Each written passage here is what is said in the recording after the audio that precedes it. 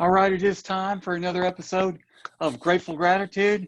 Frito here, Lolo there, and Lolo, what do we have today? Well, I'm going back to the basics today. First of all, I just want to remind people like who I am. First of all, that I am a certified coach practitioner, but I only focus on gratitude because, Mark, as you know, when you have your gratitude right and your relationship with God right, it doesn't matter if it's business, life, relationship, everything falls into place. So instead of having a life coach for yourself, a business coach, a fitness coach, I kind of just feel like it's all about gratitude to get that all put together.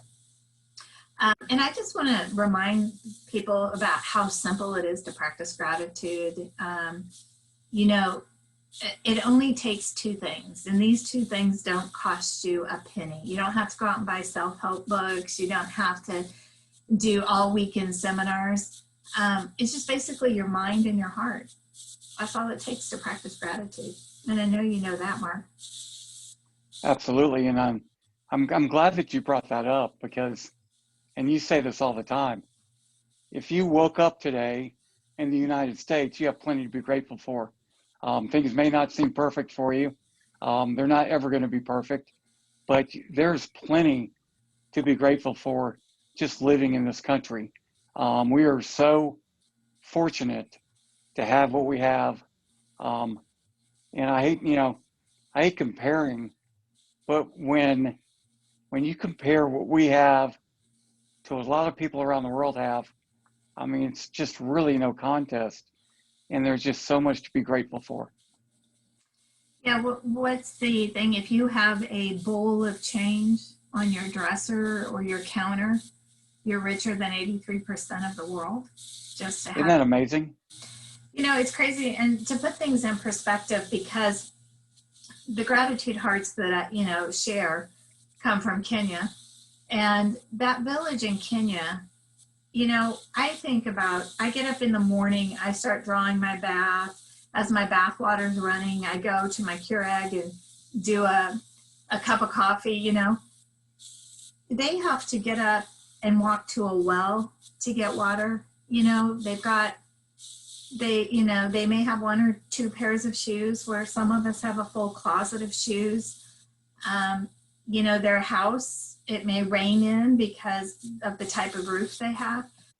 And they make $5 or $10 a day, which is a very fair wage. And that really puts things in perspective for me, knowing the community I live in is pretty affluent. And these Kenyans probably show more gratitude than what our little community does. Nothing against our community, but sometimes we just forget how good we do have it. Well, and we just spent the last couple minutes talking about materialistic gratitude, things that we're grateful for that we have, possessions, money, jobs. But you don't need all that to be grateful. You don't need all that to have gratitude. Some of the people you think have the least to be grateful for have the most gratitude in their heart. And it's really about appreciating the right things. I like to think, and I hope I'm right, that I could lose all of my material possessions and I would still find something to be grateful for. I would still have that heart of gratitude. I hope I'm never tested that way, but I like to think that my gratitude comes from other things other than the material items that I have. Well, I have found that over the last 3 years of this ministry, I have given up a lot of things. I used to be one of those people that went through Starbucks all the time. I started making my coffee at home. I would run out and just drive through and pick up some lunch, whether it was good or not for me. And, when I started cutting out some of those things that were really focused on money, and start appreciating making lunch at home and maybe having lunch with my husband for a whole lot less is the first thing. But when I started to simplify my life, I found I was a lot more grateful than what I was before. Yeah, it's it's interesting the way things can click if you just kind of just change your outlook, change your attitude just a little bit. The great changes that can be made in your life just from the smallest little adjustments. I think you've probably heard me say this too, that at the very first part of my ministry, I read a quote from Confucius that really changed my whole mindset. And it said, I once complained I had no shoes until I saw a man with no feet. And that was the good Lord striking me that day, saying, this is truly what gratitude is. Be thankful you have feet because someone else doesn't. Be thankful you have a home because someone else doesn't. Look at each blessing that you have that has come from God, and never, ever, ever take it for granted. See, and that's the other thing that I talk about all the time. Everyone has issues. Everyone has problems. No one's life is perfect. But one of the ways that you can, I think, that you can really develop some gratitude is to help others. Help others that are less fortunate than you. Help others that you can help. You may feel like they're more fortunate than you in certain areas, but there's something you can do to help them in their daily lives, and it's going to really reward you yourself in ways that you can't even imagine until you do it. Right. I have, another thing that I really lean on is scientifically, fear and gratitude cannot reside in the same spot. And we've talked about this many, many times, that if you're anxious, find something to be grateful for. I had the honor of teaching a large group of single moms last weekend. Beautiful, beautiful women that were all in a spot that I was once in my life. A single mom, struggling, no money, hoping that my car didn't break down, hoping I got up and got to work, all those things. But 9 out of 10 of them, when they talked to me one-on-one, really just wanted some prayers. And becoming a prayer warrior over the last few years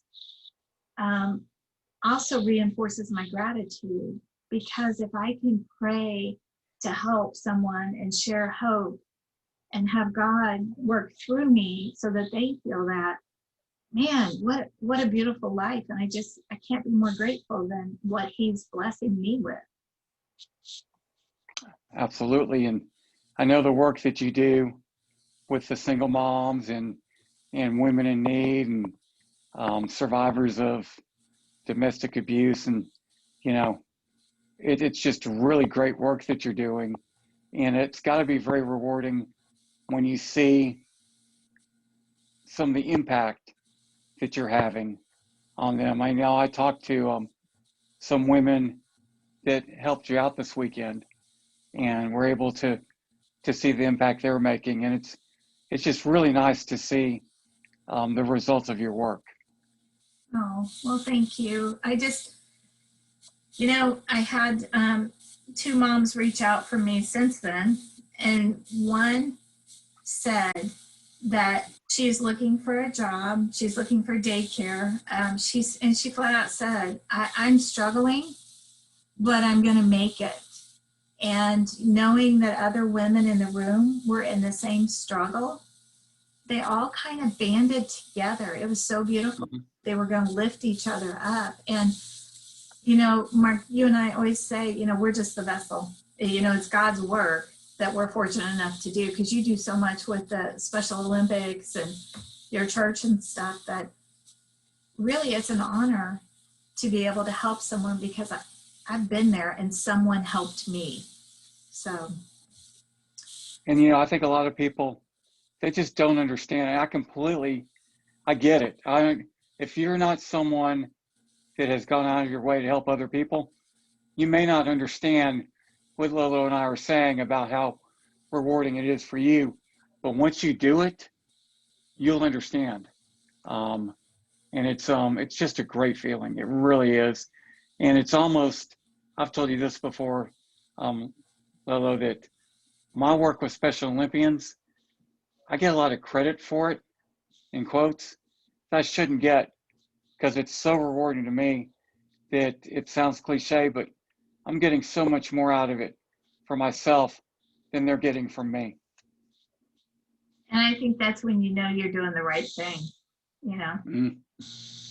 But I think the last thing I just want to touch on is, you know, gratitude. When you practice gratitude, it literally changes your heart.